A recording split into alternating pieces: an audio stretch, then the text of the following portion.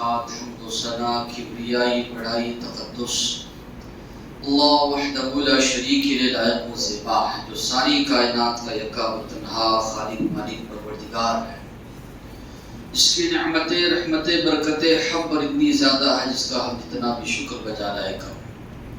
درود اور سلامتی نازل ہو آخری رسول محمد رسول اللہ صلی اللہ علیہ وسلم پر، ان کے آل پر، ان کے اصحاب پر۔ محترم حضرات، اسلامی خواتین،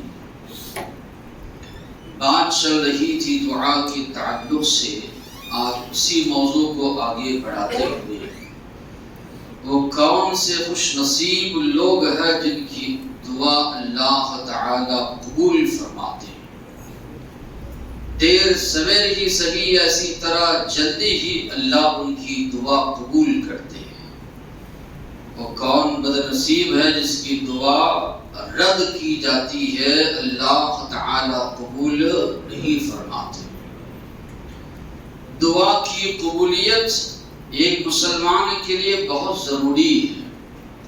انبیاء کی سیرت جب ہم پڑھتے ہیں تو یہ بات ہمارے سامنے آتی ہے، انبیاء کوئی بھی عمل کرتے یا نیکیاں کرتے اللہ سے قبول ہونے کی دعا مانگتے تھے۔ ابراہیم علیہ السلام اور اسماعیل علیہ السلام کو جب اللہ نے حکم دیا کعبۃ اللہ بنانے کا، کعبۃ اللہ تعمیر کرنے کے بعد دعا وہ کرتے ہیں، حالانکہ اللہ کا گھر انہوں نے تعمیر کیا ہے، بڑی مشقت تکلیف اٹھا کر والد اور بیٹا اسماعیل علیہ السلام پتھر ڈھونڈ کر لا رہے ہیں، ابراہیم علیہ السلام ایک پتھر پر دوسرا پتھر رکھ کر اس کی دیوار بلند کر رہے ہیں، اللہ سے دعا کرتے ہیں ربنا تقبل منا، اے اللہ تبارک و تعالی ہمارے اس عمل کو تو قبول فرما۔ تو معلوم یہ ہوا کہ قبول ہونا اللہ تبارک و تعالیٰ کے پاس دعا ہو یا اعمال صالحہ ہو ایک مسلمان کے لیے ضروری ہے۔ تو یہ جاننا ضروری ہے کہ اللہ کے نبی نے کن لوگوں کے حق میں کہا یا کن لوگوں کے بارے میں کہا کہ ان کی دعائیں قبول ہوتی ہیں، اور کن لوگوں کے بارے میں اللہ کے نبی نے کہا کہ ان کی دعا رد کی جاتی ہے۔ ویسے اللہ دعاؤں کو قبول کرنے والا ہے، ہر ایک کی دعا کو سنتا ہے، چاہے کوئی قریب ہو کوئی دور ہو، آہستہ اس کو پکارنے والا ہو بلند آواز سے ہو، اللہ ہر ایک کی دعا کو سنتا ہے۔ اس لیے ایک مسلمان کو چاہیے ایسے نہیں کہ مصیبت پریشانی میں صرف اللہ سے دعا مانگے، ہر آن ہر وقت اللہ تبارک و تعالیٰ سے برابر دعا ایک مسلمان مانگتا ہے۔ وہ کون لوگ ہیں جن کی دعا اللہ قبول فرماتے ہیں؟ اللہ کے نبی نے فرمایا ثلاث دعوات لا ترد، تین لوگوں کی دعائیں ہیں اللہ تبارک و تعالی رد نہیں فرماتے، قبول فرماتے۔ دعوت الوالد لولدہ، باپ کی دعا اپنے بچوں کے لیے، ودعوت الصائم، روزے دار کی دعا، ودعوت المسافر، اور سفر کرنے والے کی دعا۔ ایک حدیث میں الفاظ ہیں، دوسرے حدیث میں الفاظ ہیں ثلاث دعوات مستجابات، تین لوگوں کی دعائیں ایسی ہیں جو اللہ ضرور قبول فرماتے ہیں، اس میں قبولیت میں کوئی شک نہیں ہے۔ دعوت الصائم، روزے دار کی دعا، ودعوت المظلوم، مظلوم کی بد دعا ظالم کے حق میں، ودعوت المسافر، اور اسی طرح مسافر کی دعا۔ تیسری جو حدیث ہے اس میں الفاظ ہے ثلاثۃ لا ترد دعوتهم، تین لوگ ایسے ہیں جن کی دعا اللہ رد نہیں کرتے، یہاں تک روزے دار یہاں تک کہ روزہ افطار کر لے، والامام العادل، انصاف کرنے والا بادشاہ یا حاکم، ودعوت المظلوم، مظلوم کی بد دعا۔ تو تین لوگوں کا اس حدیث میں تذکرہ کیا گیا ہے۔ پہلی بات اللہ کے نبی نے فرمائی دعوت الوالد لولدہ، ماں باپ اسی طرح والد کی دعا بچوں کے حق میں۔ علماء نے لکھا ہے دعا بھی مراد ہو سکتی ہے، بد دعا بھی جو ہے مراد ہو سکتی ہے۔ انسان کی زندگی میں ماں باپ کی بڑی اہمیت ہے، اور یقیناً اسی اہمیت کے پیش نظر اللہ تبارک و تعالیٰ نے اور اللہ کے رسول نے بہت بڑا مقام و مرتبہ دیا ماں باپ۔ زندگی پہیے کی طرح ہے، گھوم رہی ہے، ہم دیکھ رہے ہیں ہمارے ماں باپ تھے، ہماری انہوں نے پرورش کی، ہماری اولاد بھی ہم کی پرورش کر رہے ہیں۔ انسان دیکھتا ہے کہ والدین کتنی مشقتیں اٹھاتے ہیں اولاد کے لیے، چاہے ان کے کھانے پینے کا انتظام کرنا ہو، تعلیم کا انتظام کرنا ہو، بچپن سے لے کر ہر ایک ضروریات جتنی اللہ نے استطاعت دی ہے پوری کرنے کی ماں باپ کوشش کرتے ہیں۔ بچے بیمار ہو جائے، والدین کی راتوں کی نیند حرام ہو جاتی ہے، بے چین ہو جاتے ہیں، حتی المقدور کوشش کر کے بہترین سے بہترین جگہ ان کا علاج کرواتے ہیں۔ ہمیشہ ان کے حق میں دعا ماں باپ کے ذریعے جو ہے نکلتی ہے۔ یہ ماں باپ کی امید ہوتی ہے کہ اولاد جب بڑی ہو یا بڑے ہو تو ماں باپ کی جو ہے خدمت انجام دے، اس نے سلوک کرے۔ بچے اگر ناروا سلوک کرتے ہیں، بس سلوکی کرتے ہیں، خود بخود نہ چاہتے ہوئے بھی انسان کی زبان سے یا دل سے بد دعا نکل جاتی ہے۔ اللہ کے نبی فرما رہے ہیں کہ والد اگر دعا کرتے ہیں اولاد کے حق میں تو اللہ اس دعا کو قبول فرماتے ہیں۔ بڑے خوش نصیب ہیں وہ لوگ جن کے ماں باپ بقید حیات ہے، خدمت انجام دے کر ان کی دعائیں وہ لے رہے ہیں۔ بڑے بد نصیب ہیں وہ لوگ جو ماں باپ ہونے کے باوجود بھی آپسی انبن کی وجہ سے، رنجشوں کی وجہ سے اپنے ماں باپ کی خدمت انجام نہیں دیتے، ان کی دعائیں نہیں لیتے۔ تو اللہ کے نبی فرما رہے ہیں والد اگر دعا کرتے ہیں یقیناً اللہ تبارک و تعالی اس دعا کو قبول فرماتے ہیں۔ دوسری بات جو نبی کریم صلی اللہ علیہ وسلم نے فرمائی، مسافر سفر کی حالت میں مسافر جو دعا کرتا ہے، دونوں احادیث میں مسافر کا لفظ آیا ہے، اللہ اس کی دعا کو قبول کرتے ہیں۔ اور آج دنیا جتنی تیز رفتار ہوتی جا رہی ہے، سفر کے خطرات اتنی ہی زیادہ ہیں، جتنی تیز رفتار گاڑیاں ہیں اتنی ہی زیادہ حادثات ہو رہے ہیں۔ کئی مسلمان اس کے عادی ہیں، گاڑی میں جا رہے ہیں، سفر پر گانے بجاتے ہوئے جا رہے ہیں، اسی حالت میں حادثہ پیش آیا، موت ہو گئی، کس حال میں اللہ کے پاس جاؤ گے؟ کیا چہرہ اللہ کو بتاؤ گے؟ اللہ کے نبی نے جو دعائیں سکھائی ہیں سفر کی یا قرآن کی جو دعائیں ہیں، وہ دعاؤں کا اہتمام کئی لوگوں کے پاس نہیں ہے۔ گانا بجانا سنتے ہوئے آدمی سفر کر رہا ہے، کانوں کو لذت پہنچاتے ہوئے حادثات ہم لوگ دیکھتے ہیں، اخبار میں کئی حادثات پیش آتے ہیں۔ اللہ کے نبی نے فرمایا مسافر سفر کی حالت میں دعا کرتا ہے تو اللہ تبارک و تعالی اس کی دعا کو قبول فرماتے ہیں۔ تو ہونا تو یہ چاہیے کہ ایک مسلمان کا جو سفر ہو نیکیوں سے بھرپور ہو، یہ تصور ایک مسلمان کے پاس جو ہونا چاہیے کہ اللہ ہماری دعا سفر کی حالت میں قبول فرماتے ہیں۔ تو سفر کی حالت میں ایک مسلمان دعا کرے تو اللہ تعالیٰ اس کی دعا کو قبول فرماتے ہیں۔ تو ہونا یہی چاہیے سفر کی حالت میں ایک مسلمان دعا کرے، یا اسی طرح جو اوقات اس کے گزر بسر ہو نیکی کی حالت میں ہو۔ تیسرا جو تذکرہ کیا گیا ہے اس حدیث میں مظلوم کا، اللہ نے کسی کو قوت دی ہے، طاقت دی ہے، چاہے پیسوں کے لحاظ سے ہو، اولاد کے لحاظ سے ہو، خاندان کے لحاظ سے ہو، رتبے کے لحاظ سے ہو، جس لحاظ سے بھی ہو، ایک مسلمان کسی پر ظلم نہ کرے، چاہے پڑوسی ہو، چاہے ہمارے رشتہ دار ہو، خاندان والے ہوں، کسی بھی طریقے کے ظلم سے ایک مسلمان بچے۔ اللہ تبارک و تعالی جو مالک ارض و سما ہے، اس کائنات کا رب ہے، اللہ نے فرمایا اپنے بارے میں انی حرمت الظلم علی نفسی، میں نے ظلم کو اپنے آپ پر حرام قرار دیا ہے اور اے بندو آپس میں ایک دوسرے پر ظلم نہ کرو۔ تو اللہ نے اپنے آپ پر بھی ظلم کو حرام قرار دیا، بندوں کو بھی اللہ تبارک و تعالی نے اس بات کا حکم دیا کسی پر ظلم نہ کرے۔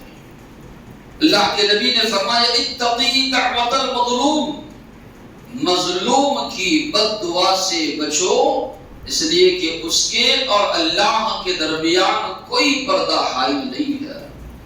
مظلوم ظالم کے حق میں بد دعا کرتا ہے تو اللہ یقیناً اس مظلوم کی دعا کو قبول فرماتے ہیں۔ تو ایک مسلمان کا یہ شیوا ہونا چاہیے کہ ہماری ذات سے کسی کو تکلیف نہ پہنچے۔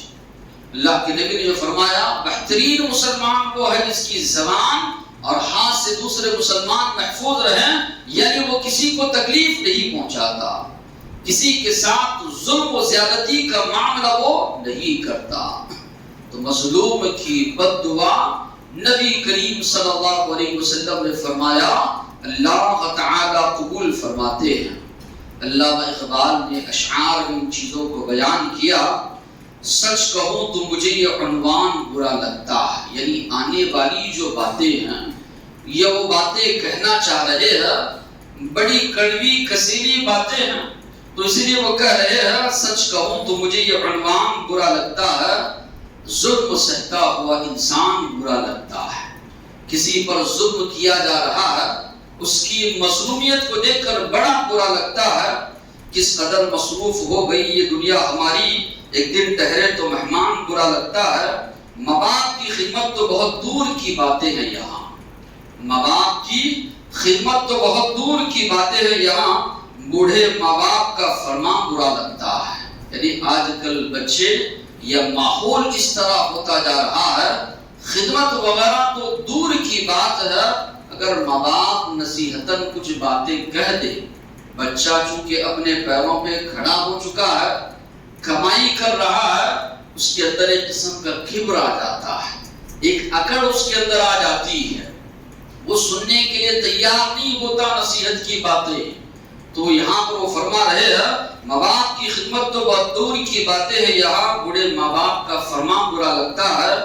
میرے اللہ ہماری قوم کو ذلت سے نکال، اتنی ذلت میں مسلمان بڑا برا لگتا ہے۔ تو بہرحال سوچا جائے تو معاشرے کی ماحول کی عکاسی انہوں نے اشعار میں کی ہے۔ تو بہرحال یہ تین چیزوں کے بارے میں جو نبی کریم صلی اللہ علیہ وسلم نے فرمایا، ایک مسلمان کو چاہیے والدین کی دعائیں لیں اور کسی پر بھی اپنی جانب سے ظلم و زیادتی ہونے سے مسلمان بچے۔ قیامت کے دن اللہ کے نبی نے فرمایا سب سے بڑا مفلس جس کو قرار دیا گیا وہ ظالم ہی ہے۔ کسی کو گالی دیا ہوا ہوگا، کسی کا مال ہڑپ کر کے کھایا ہوا ہوگا، یا اسی طرح کسی کو مارا ہوا ہوگا، ضرب ھذا و شتم ھذا، اللہ کے نبی نے فرمایا اس کی ساری نیکیاں لے کر اس کو دے دی جائیں گی، نیکیاں ختم ہو جائیں گی، اس لوگوں کے گناہ اٹھا کر اس پر ڈال دیے جائیں گے۔ دنیا میں تو ظلم کرتا رہا، وہاں پر سب سے بڑا مفلس مظلوم وہ ہو جائے گا۔ تو یاد رکھیے، مسلمان کو یاد رکھنا چاہیے اپنی ذات سے کسی کو تکلیف جو ہے نہ پہنچائے۔ اسی طرح روزے دار کے تعلق سے کہا گیا، انشاءاللہ چونکہ رمضان آ رہا ہے تفصیلی بات اس تعلق سے آئے گی، یقیناً اللہ تبارک و تعالی روزے دار کی دعا کو بھی قبول کرتا ہے۔ اسی طرح نبی کریم صلی اللہ علیہ وسلم نے فرمایا ایک مسلمان رات کو وضو بناتا ہے، اللہ کا ذکر و اذکار کرتے ہوئے سو جاتا ہے، رات میں اگر اس کی نیند کھل جاتی ہے اللہ سے وہ دعا مانگتا ہے تو اللہ اس کی دعا کو قبول فرماتے ہیں۔ اللہ کے نبی نے فرمایا ما من مسلم یبیت علی ذکر اللہ، جو کوئی مسلمان جو ہے رات میں سوتا ہے اللہ کا ذکر کرتے ہوئے طاہرا وضو کر کے، فیدعاہ من اللیل، رات میں کبھی اس کی آنکھ کھل جاتی ہے، جب آنکھ کھلتی ہے فیسأل اللہ خیرا من الدنیا والآخرہ، دنیا اور آخرت کی بھلائی وہ اللہ سے مانگتا ہے، الا اعطاه ایاہ، مگر اللہ اس کو یقیناً عطا کرتے ہیں۔ یہ بھی ہم کو جائزہ لینا ہے کہ ہم اور ہمارے بچے وضو اور اسی طرح دعاؤں کا اہتمام کرتے ہیں یا نہیں۔ یہ آسان عمل نہیں ہے، یہ آسان کام نہیں ہے، زندگیوں میں ٹٹول کر دیتے ہیں، وہ 40 معاملے میں ہوتی ہے، جبکہ نبی کریم صلی اللہ علیہ وسلم فرما رہے ہیں اگر کوئی مسلمان اللہ کا ذکر کرتے ہوئے وضو کی حالت میں سو جاتا ہے، رات میں اس کی آنکھ کھل جاتی ہے، نیند کھل جاتی ہے، تہجد کی نماز پڑھ رہا ہے، فبیہا ونعما، نہیں کم سے کم دعا اللہ تبارک و تعالی سے مانگ رہا ہے، اللہ کے نبی نے فرمایا الا اعطاہ ایاہ، اللہ تبارک و تعالی یقیناً اس کو عطا کریں گے جو دعا وہ مانگ رہا ہے، بھلائی کی، چاہے دنیا کی بھلائی ہو چاہے آخرت کی بھلائی ہو۔ یہ بھی ایک مسلمان کے لیے ضروری ہے جو دعائیں ہم کو سکھائی گئی ہیں سونے اور اسی طرح جاگنے کی، موت کا اس کے اندر تصور اللہ کے نبی نے دیا۔ اللہم باسمک اموت و احیا، اللہ تیرا نام لے کر میں مرتا ہوں۔ حالانکہ سونے کے لیے اموت کا لفظ استعمال نہیں ہوتا، انام و استيقظ ہونا چاہیے، لیکن اللہ کے نبی نے جو الفاظ سکھائے اموت و احیا، صبح میں انسان بیدار ہو رہا، الحمدللہ الذی احیانا بعد ما اماتنا، تمام تعریفات اس اللہ کے لیے جس نے ہم کو احیانا زندہ کیا بعد ما اماتنا، موت کے بعد۔ تو وہاں پر موت کا تصور انسان کو دلایا گیا ہے۔ ماحول تو ہم جانتے ہیں کیا ماحول آج کا بنا ہوا ہے، انسان کا لگاؤ کتنا زیادہ جو ہے ٹی وی ایسی طرح دوسری چیزوں سے ہے، ہمارے فرصت کے اوقات کس طرح گزر رہے ہیں، خالی اوقات کس طرح آج مسلمان بتا رہے ہیں، ہم جانتے ہیں ماحول میں۔ تو یہ ضروری ہے کہ اپنے بچوں کو پابند بنائیں۔ اللہ کے نبی نے کئی دعائیں سکھائی ہے، آیت الکرسی اگر کوئی مسلمان پڑھ کر سوتا ہے، اللہ کے نبی نے فرمایا رات بھر اللہ کی جانب سے ایک محافظ مقرر ہوتا ہے جو صبح تک اس کی حفاظت کرتا ہے۔ اللہ کے نبی سورہ فلق، سورہ ناس، سورہ اخلاص پڑھ کر دونوں ہتھیلیوں پر پھونک مارتے، اپنے سارے جسم پر پھینکتے۔ جب بہت زیادہ بیمار ہو گئے، نہیں کر پا رہے تھے، عائشہ رضی اللہ عنہا یہ تینوں صورتیں پڑھ کر اللہ کے نبی کے ہاتھوں کو پھونکتی تھی، پھر اللہ کے نبی کے ہاتھ لے کر اللہ کے نبی کے جسم پر پھیرتی تھی۔ اللہ کے نبی نے فرمایا کوئی مسلمان سورہ ملک پڑھ کر رات میں سوتا ہے، اسی حالت میں اس کی وفات ہو جاتی ہے، یہ سورہ اس کے حق میں جو ہے سفارش کرے گی قیامت کے لیے۔ آمن الرسول ہے، اس کا تذکرہ ملتا ہے۔ وضو بنا کے سیدھی کروٹ سونے کا آغاز اللہ کے نبی کیا کرتے تھے۔ تو ایک مسلمان کا ایک ماحول ہونا چاہیے، رات میں آنکھ کھل گئی، کبھی کبھی ہوتا ہے انسان پریشان ہے دن بھر، رات میں آنکھ کھل جاتی ہے، ہو سکتا ہے انسان دعا کرے اللہ وہ پریشانی دور فرمائے۔ اللہ کے نبی فرما رہے ہیں کہ مسلمان وضو کرتا ہے، اذکار پڑھتے ہوئے سو جاتا ہے، کبھی بھی آنکھ کھل جاتی ہے، اللہ سے مانگنا ہے تو اللہ اس کو عطا فرماتے ہیں۔ اسی طرح جو مسلمان حج کے لیے نکلا ہوا ہے، عمرے کے لیے جا رہا ہے، اللہ کے نبی نے فرمایا الغازی فی سبیل اللہ، اللہ کے راستے میں نکلنے والا، والحاج اور اسی طرح حج کے لیے نکلنے والا، والمعتمر عمرہ کے لیے جانے والا، وفد اللہ یہ اللہ کے مہمان ہیں۔ دعاہم فاجابوہ اللہ نے بلایا، اللہ کے بلاوے کو قبول کرتے ہوئے یہ لوگ وہاں پہنچے، سألوہ فاعطاہم اللہ سے دعا یہ جو مانگیں گے اللہ ان کو عطا کرے گا۔ کعبۃ اللہ کی تعمیر کے بعد اللہ تبارک و تعالیٰ نے ابراہیم علیہ السلام سے کہا کہ آپ اعلان کیجئے، سب کو بلائیے۔ اعلان کیا گیا، بلایا گیا، جو بندے اس بلاوے کو قبول کرتے ہوئے جا رہے ہیں، پہنچ رہے ہیں، نبی کریم صلی اللہ علیہ وسلم نے فرمایا وہ دعائیں مانگتے ہیں تو اللہ ان کی دعا کو قبول کرتے ہیں۔ اسی طرح اللہ کو کثرت سے یاد کرنے والا، اور اسی طرح اللہ نے کسی کو قاضی بنایا ہے، حاکم بنایا ہے، انصاف کے ساتھ لوگوں کے درمیان فیصلہ کرتا ہے۔ اب جو انسان اللہ کو کثرت سے یاد کرتا ہے، جتنا اللہ کو انسان یاد کرتا ہے اتنا زیادہ قریب اللہ کے ہوتا ہے۔ وَلَذِكْرُ اللَّهِ أَكْبَرُ، اللہ نے کہا اللہ کا ذکر یہ بہت بڑی چیز ہے۔ اللہ تبارک و تعالیٰ نے جو جگہ فرمایا یا ایھا الذین آمنوا اذکروا اللہ ذکرا کثیرا، ایمان والو اللہ کو کثرت سے یاد کرو۔ والذاکرین اللہ کثیرا والذاکرات، اللہ کو بہت زیادہ یاد کرنے والے مرد، بہت زیادہ یاد کرنے والی عورتیں اللہ نے ان کے لیے مغفرت بخشش اللہ تبارک و تعالیٰ نے تیار کر رکھا ہے۔ نبی کریم صلی اللہ علیہ وسلم نے فرمایا، اللہ فرماتا ہے حدیث قدسی ہے، انا عند ظن عبدی بی، بندہ میرے بارے میں جیسے گمان رکھتا ہے ویسے سلوک میں اس کے ساتھ کرتا ہوں۔ پھر آگے جو الفاظ ہے ان ذکرنی فی نفسی، اگر وہ اپنے دل میں یاد کرتا ہے تو میں اس کو اپنے دل میں یاد کرتا ہوں۔ وَإِن ذَكَرَنِي فِي مَلَئٍ، اگر وہ لوگوں کے درمیان مجھے یاد کرتا ہے، فرشتوں کی مجلس میں اس کو یاد کرتا ہوں۔ اگر وہ ایک بالش میرے قریب آتا ہے، میں ایک ہاتھ اس کے قریب آتا ہوں، وہ ایک ہاتھ میرے قریب آتا ہے، دونوں ہاتھ کے پھیلاؤ کے برابر میں اس کے قریب آتا ہوں، وہ چل کر میرے قریب آتا ہے تو میں دوڑ کر اس کے قریب آتا ہوں۔ تعبیر ہے، صوفیہ نے غلط معنی اس کا نکالا کہ اللہ بندے کے اندر حلول ہے، یہ نہیں، بندہ جتنا قریب ہونا چاہتا ہے اللہ کے اتنا زیادہ اللہ وسائل اسباب پیدا کرتے ہیں کہ بندہ اور قریب آئے۔ الا بذکر اللہ تطمئن القلوب، اللہ نے کہا دلوں کا سکون اگر تلاش کر رہے ہو، دل کو اگر سکون چین نہیں ہے، اللہ کو یاد کرو، اللہ کے ذکر سے دل کو سکون چین آتا ہے۔ کبھی کبھی آتی انسان پر پریشانیاں، انسان آتا ہے مسجد میں بیٹھتا ہے، اللہ سے دعائیں مانگتا ہے تو دل ہلکا ہوتا ہے۔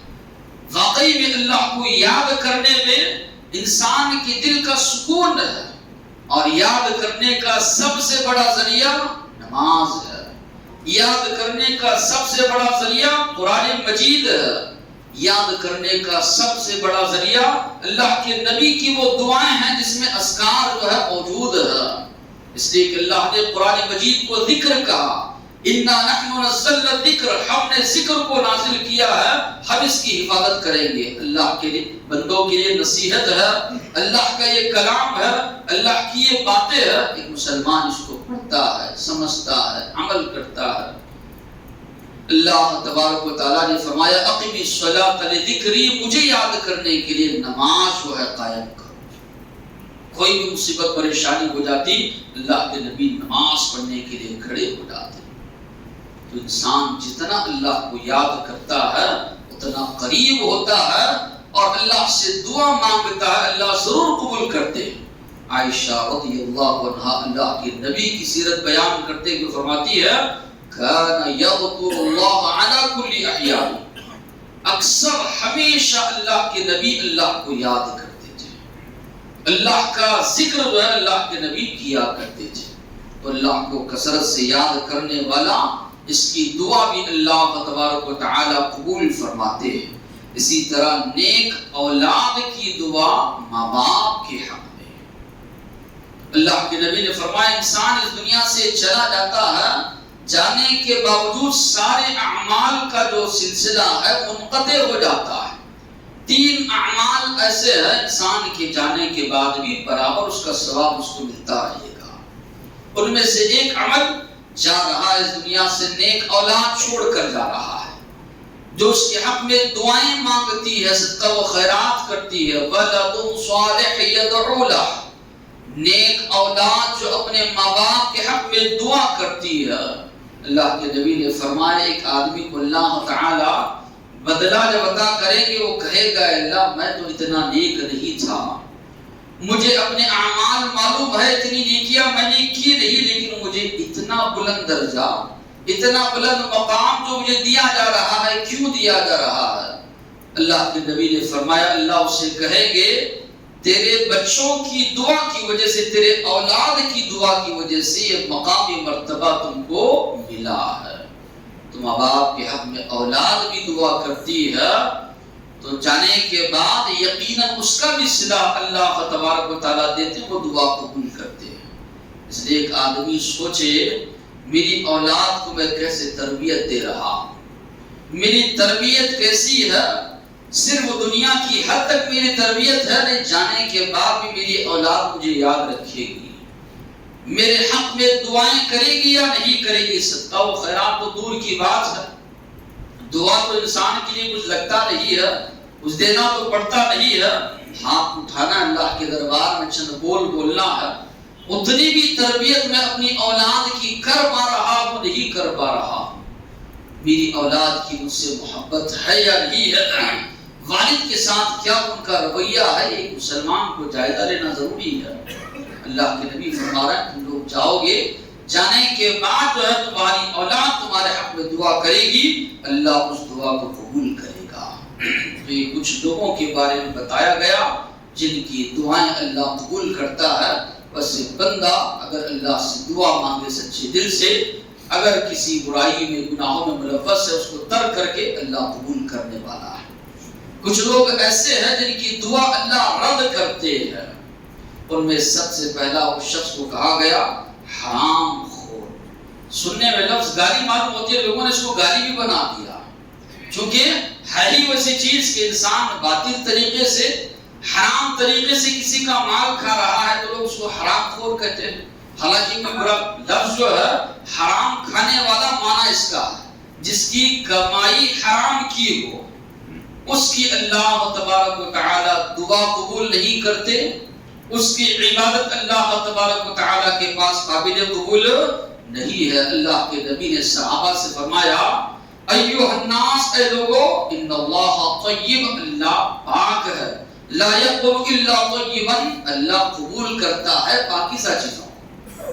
آدمی حلال کمائی کما کر اللہ کے راستے میں خرچ کر رہا ہے وہ قابل قبول ہے، حرام کمائی کما کر اللہ کے راستے میں خرچ کر رہا ہے۔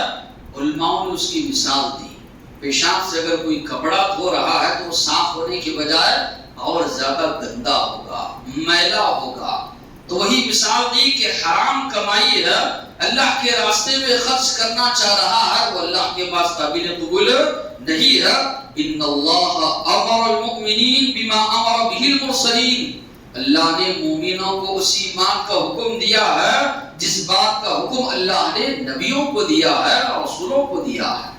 اس کے بعد اللہ کے نبی نے 2 آیتیں تلاوت کی، ایک میں نبیوں کو حکم ہے، دوسرے میں مومنین کو حکم ہے۔ پہلی آیت اللہ کے نبی نے یہ فرمائی یا ایھا الرسل، اے رسولوں کی جماعت، کلوا من الطیبات، پاکیزہ روزی کھاؤ، پاکیزہ غذائیں کھاؤ، وَاعْمَلُوا صَالِحًا، اور نیک اعمال کرو۔ تو معلوم یہ ہوا عمل کی قبولیت کا دار و مدار ہماری غذا پر ہے، حلال غذا کھا رہے ہیں، ہمارا عمل اللہ کے پاس قبول، حرام غذا ہے، دعا ہو، عبادت ہو، اللہ کے پاس قابل قبول نہیں ہے۔ اس کے بعد فرمایا یا ایھا الذین آمنوا کلوا من طیبات ما رزقناکم، ایمان والو جو پاکیزہ روزی ہم نے دی ہے اس میں سے تم کھاؤ۔ اس کے بعد اللہ کے نبی نے کہا ثم ذکر الرجل یطیل السفر، اللہ کے نبی نے فرمایا ایک آدمی دور سے سفر کر کے آ رہا ہے، اشعث اغبر، بال بڑا گندا، کپڑے دھول جو ہے کپڑوں پر جمی ہوئی ہے، بڑا لمبا سفر کر کے آ رہا ہے، یقول یا ربی یا ربی، یمد یدیہ، اپنے ہاتھ پھیلا کر اللہ سے دعا کر رہا ہے اے میرے پروردگار، اے میرے پروردگار۔ اللہ کے نبی نے فرمایا مطعمہ حرام، کھانا کھا رہا ہے حرام کا، مشربہ حرام، پی رہا ہے حرام کا، ملبسہ حرام، پہن رہا ہے حرام کا، انا یستجاب لہ، کہاں سے اس کی دعا اللہ کے نبی نے فرمایا قبول ہوگی۔ تو ایک مسلمان کے لیے جائزہ لینا ضروری ہے، میری کمائی کا ذریعہ حلال کا یا حرام کا ہے۔ اگر اللہ نے ذمہ دار بنایا ہے، باپ ہے، بیوی ہے، بچے ہیں، ماں باپ ہیں، سب کی عبادتیں غارت ہو رہی ہیں، سب کی عبادتیں ضائع ہو رہی ہیں، ان تمام کی عبادتوں کا ذمہ دار یہ شخص ہوگا، اور یہ ذمہ داری خواتین پر بھی بنتی ہے، اولاد پر بھی بنتی ہے۔ اگر باپ کی کمائی کا ذریعہ حرام کا ہے تو آگاہ کریں، بتائیں، کہ آپ کی اس کمائی کی وجہ سے ہماری عبادتیں برباد ہو رہی ہے، اس کے باوجود بھی انسان مصر ہے، تو اللہ کے پاس وہ جواب دہ ہوگا، اور اس سے پرہیز کرنا ایک مسلمان کے لیے جو ہے لازم ہے۔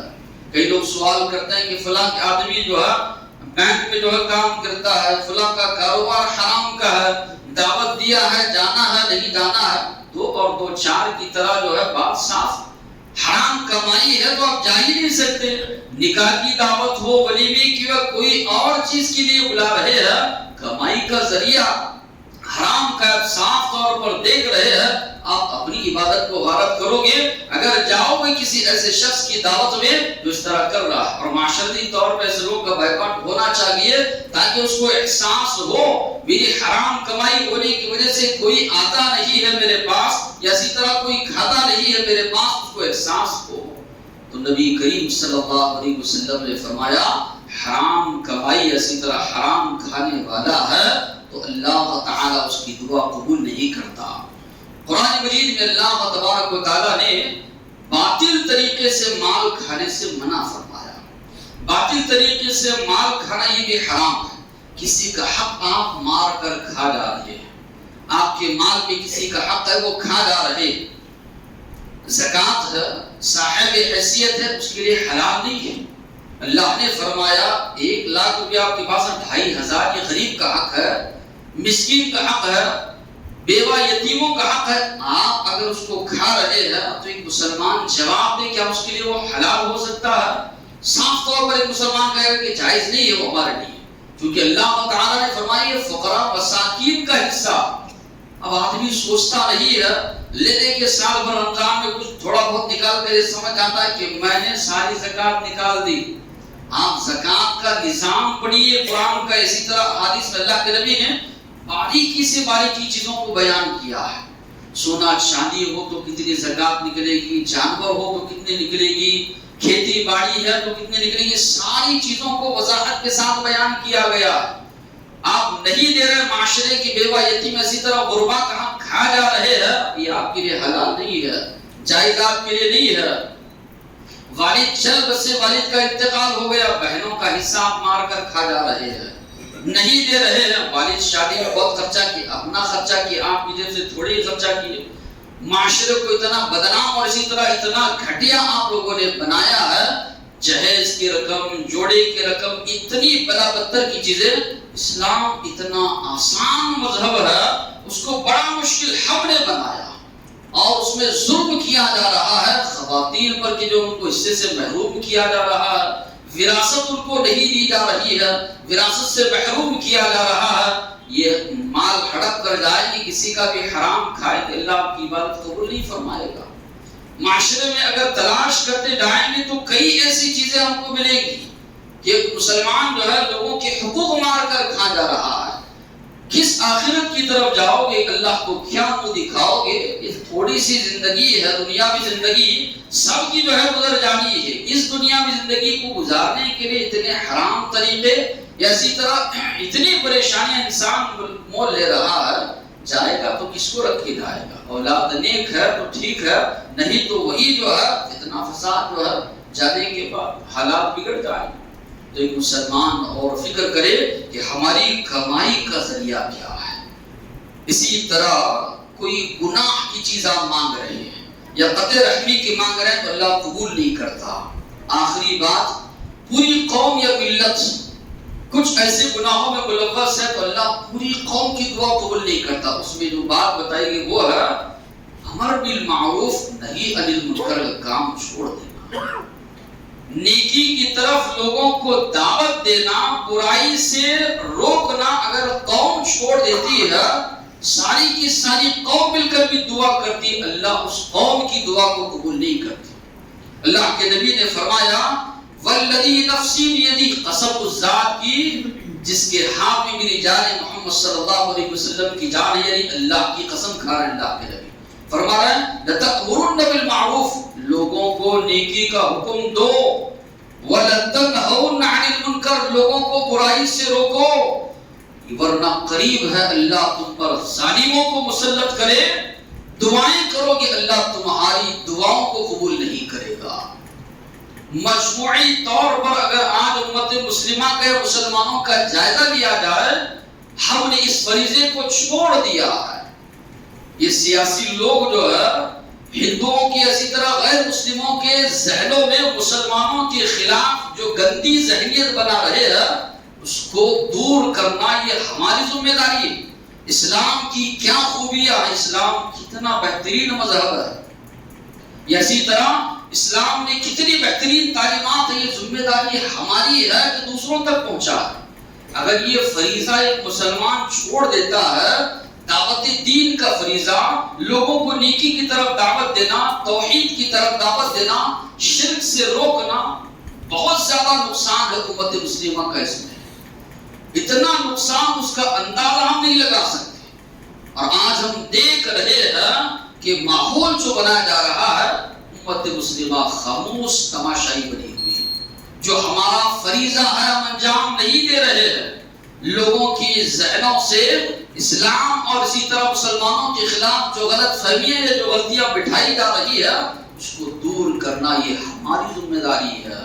اور یہ دور ہوگا اسی وقت جب کہ ہم یہ فریضہ انجام دیں گے، ان تک اسلامی تعلیمات کو پہنچائیں گے، بتائیں کہ قبول کرنا نہیں کرنا سامنے والے کا معاملہ ہے، لیکن بتانا یہ ضروری ہے کہ اسلام کے اندر کیا خوبیاں ہیں، اسلام کیا حقوق دیتا ہے پڑوسی کو، یا اسی طرح غیر مسلم ان سے کیسے تعلقات رکھنے کا اسلام حکم دیتا ہے، کہ اسلام جو ہے مارنے مرنے کا نام ہے یا دہشت گردی کا جو حکم دیتا ہے، یہ ساری چیزیں جو ہے بتانا ایک مسلمان کے لیے ضروری ہے۔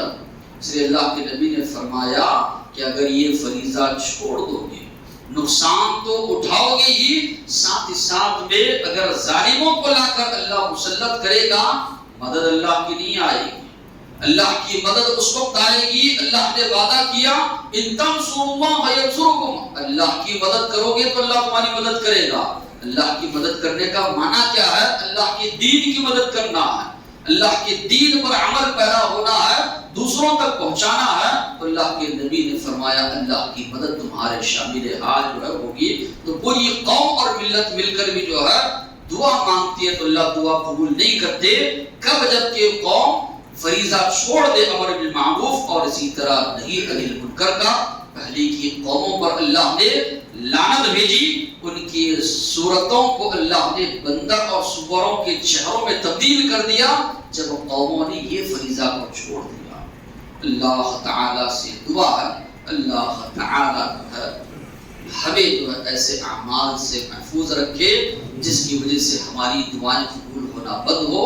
اللہ ایسے اعمال کی توفیق دے جو اللہ کو راضی کرنے والے ہوں۔